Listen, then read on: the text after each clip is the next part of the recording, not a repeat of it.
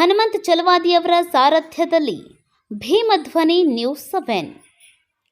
ಗದಗ ಜಿಲ್ಲೆ ಲಕ್ಷ್ಮೇಶ್ವರ ಠಾಣೆಯ ಪರಿವೀಕ್ಷಣೆ ಕೈಗೊಂಡ ಗದಗ ಎಸ್ಪಿ ನೇಮಗೌಡ ನಂತರ ಮಾತನಾಡಿ, ಈ ಕಾಲಕ್ಕೆ ಅಧಿಕಾರಿ ಮತ್ತು ಸಿಬ್ಬಂದಿಗಳು ಸಾರ್ವಜನಿಕರ ದೂರುಗಳಿಗೆ ಧನಾತ್ಮಕವಾಗಿ ಸ್ಪಂದಿಸಿ ದೂರುಗಳನ್ನು ದಾಖಲಿಸಿಕೊಳ್ಳುವುದು ಮತ್ತು ನೊಂದ ಸಾರ್ವಜನಿಕರಿಗೆ ಮುಕ್ತ ನ್ಯಾಯ ಕೊಡಿಸುವ ಪ್ರಯತ್ನ ಮಾಡಬೇಕು ಎಂದು ಪರಿವೀಕ್ಷಣೆ ಪರೇಡ್ ವೀಕ್ಷಿಸಿ ಇಲಾಖೆಯಲ್ಲಿ ಶಿಸ್ತನ್ನು ನಿರ್ವಹಣೆ ಮಾಡುವಂತೆ ಸಲಹೆ ಸೂಚನೆಗಳನ್ನು ನೀಡಿದರು. ಈ ಸಂದರ್ಭದಲ್ಲಿ ಲಕ್ಷ್ಮೇಶ್ವರ ಪೊಲೀಸ್ ಠಾಣೆಯ ಅಧಿಕಾರಿಗಳು ಮತ್ತು ಸಿಬ್ಬಂದಿಗಳು ಭಾಗವಹಿಸಿದ್ದರು.